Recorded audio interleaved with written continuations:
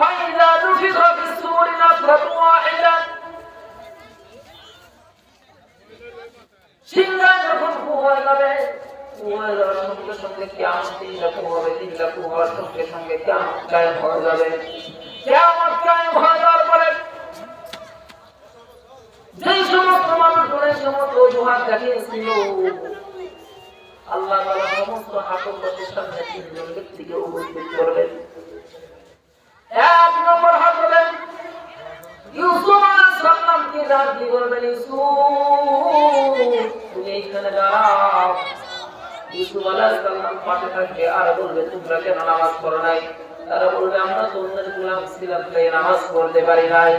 ইউসুফ আলাইহিস সালামকে তখন আল্লাহ তাআলা জিজ্ঞাসা করবেন, ইউসুফ তুমি তো অন্যের গোলাম ছিলা, তুমি কি কখনো কোন সময় কি নামাজ কাজা করেছো, নামাজ ছেড়ে দিয়েছো? ইউসুফ আলাইহিস সালাম বলবে, না না, আমি নামাজ ছাড়ি নাই। আল্লাহ তাআলা তখন ডাক দিয়ে বলবে, খুযুহু ফাগুল্লু সুম্মা জাহিমা সাল্লু। ওর হাতে পায়ে জাহান্নামের বেড়ি পড়ায় এবং জাহান্নামের মধ্যে বেড়ি পড়াইয়া জাহান্নামের মধ্যে টানতে টানতে লইয়া যাও। এরপরে আরেক ব্যক্তিকে ডাক দিয়ে বলবেন, তুমি কেন নামাজ পড়ো নাই? তুমি কি কাজ করেছিলা? তখন সে বলবে, আমি তো অসুস্থ ছিলাম, তাই নামাজ পড়তে পারি নাই। আমি তো অসুস্থ ছিলাম, তাই নামাজ পড়তে পারি নাই। ঠিক ওই সময়ে আমার আল্লাহ তাআলা আয়ব আলাইহিস সালামকে ডাক দিয়ে বলবে, আয়ব রে, কই আছো তাড়াতাড়ি আমার পাশে দাঁড়ায়া যাও। আয়ব আলাইহিস সালাম যখন দাঁড়ায়া যাইবে, এরপরে ওই অসুস্থ লোককে জিজ্ঞাসা করবে, তুমি কি আয়ব নবীর চাইতে বেশি অসুস্থ হয়েছিলা? আমার আয়ব আলাইহিস সালাম এমন অসুস্থ হয়েছিল, পোকা খাইতে খাইতে খাইতে জবানে যখন কিরা পোকা লাগিয়ে গেছে, ওই সময় তো আমি আল্লাহকে ডাকছে, আমি আল্লাহর ইবাদত বন্দেগী করছে, তোমরা কেন করো নাই? তোমরা মিথ্যা কথা বলেছ, কাযাবতা, তুমি মিথ্যা কথা বলেছ। আল্লাহ তাআলা তখন ডাক দিয়ে বলবে, খুযুহু ফাগুল্লু সুম্মা জাহিমা সাল্লু। ওর হাতে পায়ে জাহান্নামের বেড়ি পড়া এবং টানতে টানতে জাহান্নামের মধ্যে লইয়া যাও। টানতে টানতে জাহান্নামের মধ্যে লইয়া যাইবে। এরপরে যখন রাজা বাদশা এমপি মন্ত্রী মেম্বার চেয়ারম্যানদেরকে যখন ডাক দিয়ে বলবে, তোমরা কেন নামাজ পড়ো নাই? তোমাদের কি অজুহাত ছিল একটু বলো দেখি। এমপি বলবে, আমি তো সংসদ সমস্ত একটা থানা বা 2টা থানার কাজের লোকে নিয়ে ব্যস্ত। আর চেয়ারম্যান বলবি, আমি তো উপজেলা একটা কাজে নিয়ে ব্যস্ত। আমি তো ওয়ার্ডের সমস্ত জনগণ লইয়া ব্যস্ত। তখন আল্লাহ তাআলা সুলাইমান আলাইহিস সালামকে পাশ থেকে ইশারা করে দেখা দিবেন, আরে সুলাইমান আলাইহিস সালাম গোটা পৃথিবীর অর্ধ পৃথিবী তিনি শাসন করেছেন। এরপরে তো জীবনে কোনদিন নামাজ কামাই দেয় নাই, তুমি কি জন্য নামাজ কামাই দিতে একটু বলো। আল্লাহ তাআলা তখন ডাক দিয়ে বলবে, খুযুহু ফাগুল্লু সুম্মা জাহিমা সাল্লু। ওই দুই ব্যক্তির নাইকে ধরে এবং জাহান্নামের মধ্যে ফেলায় দাও। জাহান্নামের আগুন এত কঠিন, এত কঠিন, জাহান্নামের আগুন এত কঠিন, এত কঠিন। আমি আপনি জাহান্নামের আগুন থেকে ভয় পাই না। আমি আপনার জাহান্নামের আগুনের কথা একটাবার স্মরণ করে দেখি না। আমি যদি এখন মারা যাই, আর যদি বৎকার হইয়া মারা যায়, মিশকাত শরীফের হাদিস, কোন বৎকার ব্যক্তিকে যখন কবরের মধ্যে রাখা হয়, বৎকার ব্যক্তিকে যখন কবরের মধ্যে রাখা হয়, অনেক লম্বা কাহিনী, সময় যেহেতু অল্প তাই খুব সংক্ষেপে বলে দিচ্ছি। বৎকার ব্যক্তিকে যখন কবরের মধ্যে রাখা হয়, বৎকার ব্যক্তিকে প্রশ্ন করা হয়, মান রাব্বুকা মান দীনুকা মান নাবিয়ুকা।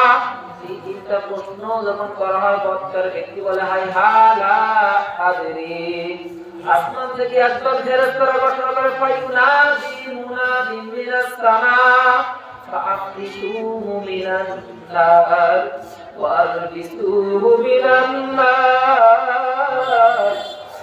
ও ফেরেশতারা, তোমরা কোথায় আছো, কোথায় আছো? ওর কবরটাকে জাহান্নামের আগুন বানাইয়া দাও। শরীরের মধ্যে জাহান্নামের পোশাক পরাইয়া দাও, আগুনের পোশাক পরাইয়া দাও। যখন আগুনের পোশাক পরাইয়া দিবে, যখন আগুনের পোশাক পরাইয়া দিবে, যখন ওই বৎসর ব্যক্তি ওই জাহান্নামের শাস্তি থেকে পলাইতে চাইবে, আমার আল্লাহ তাআলা তখন ডাকবে, বলবে ফাআইনা তাযহাবুন, কোথায় পালাবা? পালানোর কোনো জায়গা নাই। কোথায় পালাবা? পালানোর কোনো জায়গা নাই। পালানোর কোনো জায়গা নাই। বাবা, দুনিয়ার আগুনের নিয়ম হইল, দুনিয়ার আগুন যখন কোনো ব্যক্তির শরীরে লাগে, সর্বপ্রথম বাবা এই শরীরের পশমগুলা পড়ে যায়, এরপরে শরীরের চামড়া পড়ে, এরপরে মাংস পড়ে, হাড্ডি পড়ে। কিন্তু জাহান্নামের আগুনের এত পাওয়ার, এত পাওয়ার,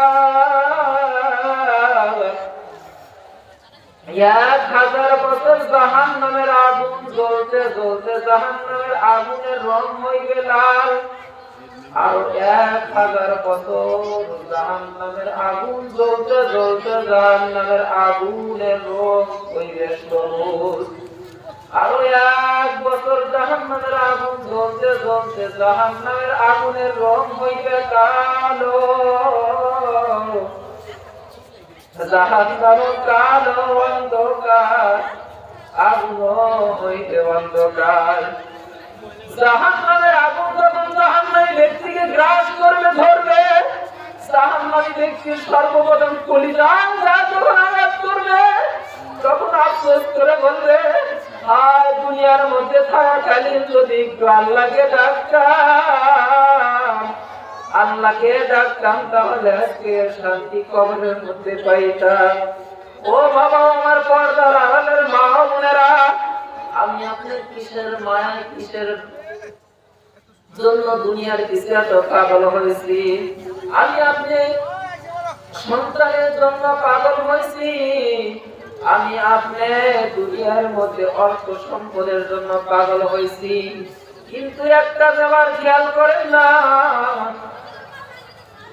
একটা বার খেয়াল করেন না, এই গাড়ি বাড়ি কোনো কিছু আমার সাথে যাবে না, এই গাড়ি বাড়ি কোনো কিছু আমার সাথে যাবে না, শুধুমাত্র আমার সাথে যাবে নেক আমল।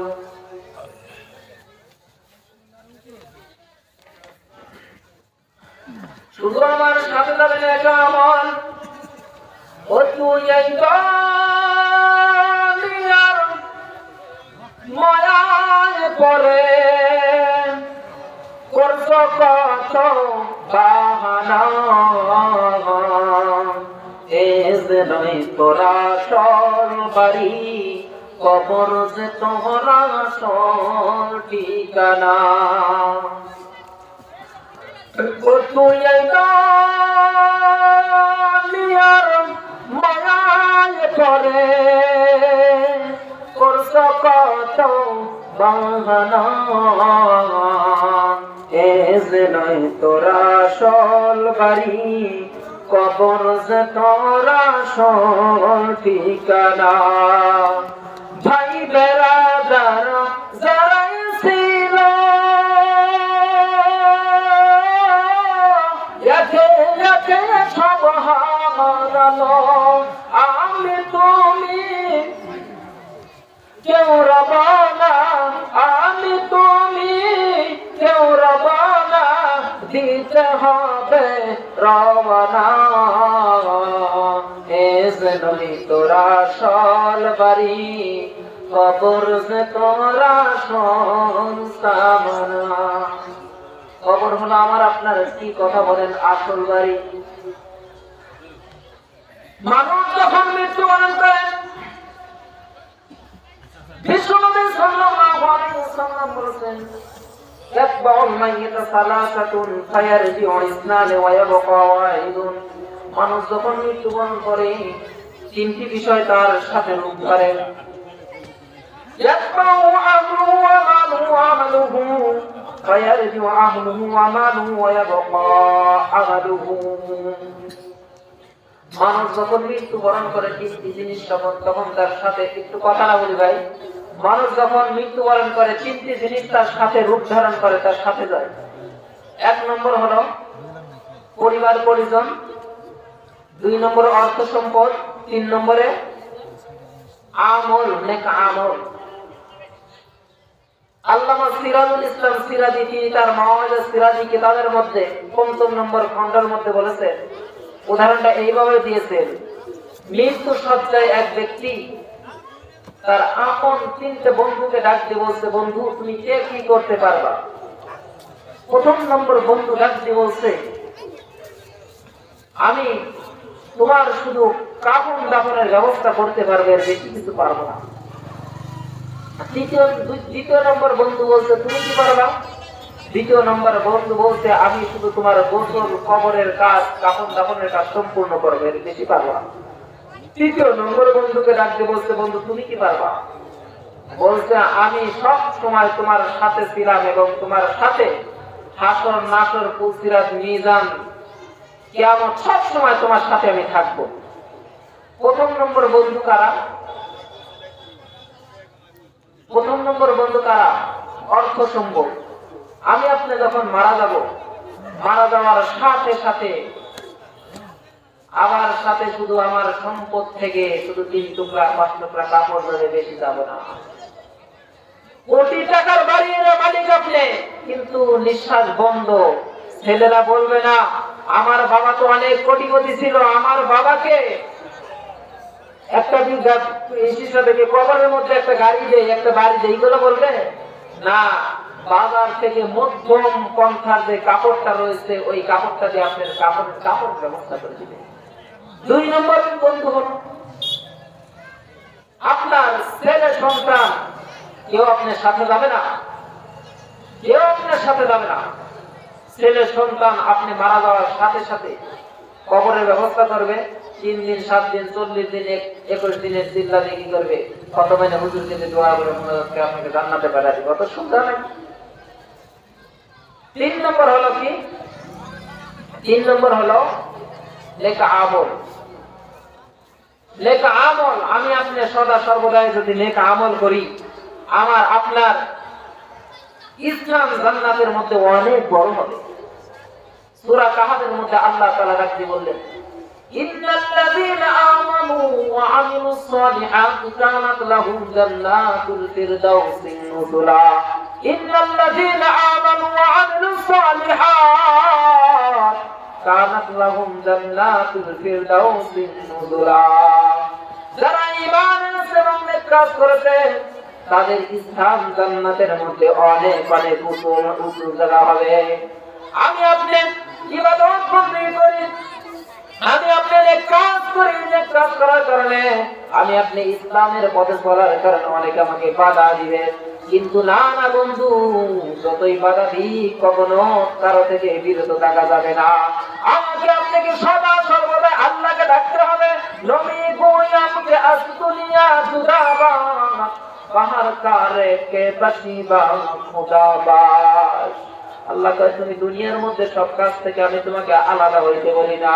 নবী গোয়ামকে আসদুনিয়া জুদাবা বাহার কারে কে বাসিবা খুদাবাস। সদা সর্বদাই যেখানে থাকো সেখানে আল্লাহকে জপো, আল্লাহকে ডাকো।